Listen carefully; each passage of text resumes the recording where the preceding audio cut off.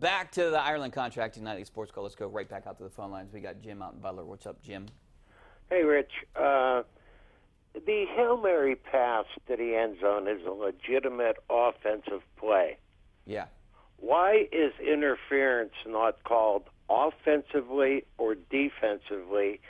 Because you've got guys on each other's back, you got holding. Why is there never interference on that play? Thanks, Rich. Hey, I appreciate the call. You know, I've wondered that too.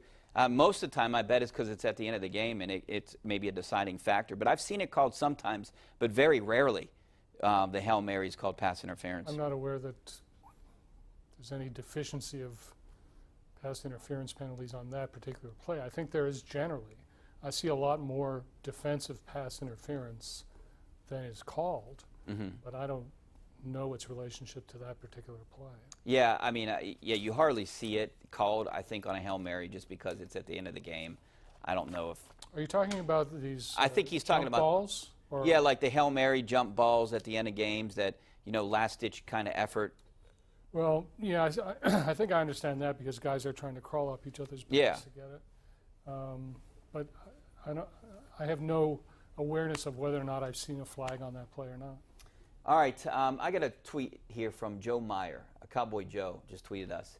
He said, can you imagine if the NHL protected its stars like the NFL does? That's a good question because they really don't. I mean, you should. I'd want them to protect guys like Sidney Crosby and Evgeny Malkin and guys like that. I mean, who knows? Sidney Crosby might have been able to play the year and a half that he missed because of the injury.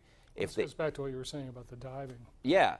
Yeah. So I mean, like maybe if they called more penalties in the NHL, which they tend to call. The NBA is very similar to that. They tend to call less penalties, and that's why guys. But also, it would allow those guys to be stars. I think the NHL needs to take a page out of the NFL playbook here and say, hey, we want our stars to score goals because that's what puts people in the seats, not clutching and grabbing. And I think that's basically what ended Mario's career. All right. Where are we? I'm gonna chance this and take Greg out in Millville. What's up, Greg? Gentlemen, how are you tonight? Good. How are you? Rich, I know Greg, you're you sound a lot like the game, but let's get real here. There's no athleticism involved, Rich. You're completely wrong. Did you see some of these guys? Throwing darts and shuffleboard. It is a learned skill. If you do not run, jump, or throw, there's no athleticism involved. Why don't the NFL? I'm not even give Greg time anymore because I think Greg is actually Mike from Squirrel Hill. He sounds a lot like some of these other guys that call here.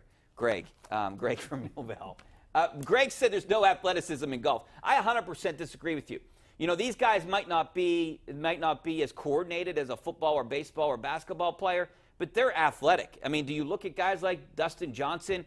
Tiger Woods looks like he could play in the NFL, a defensive back. He's the one that really turned these things around. I know we don't have a lot of time, but, I mean, where do you put golf on your spectrum of athletic events? Way down there.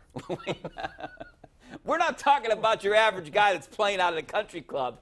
I'm saying that the professional golfers are athletes. Skilled. They're very skilled. They're skilled. They're skilled athletes. All right. We'll be back in a couple of minutes to wrap things up.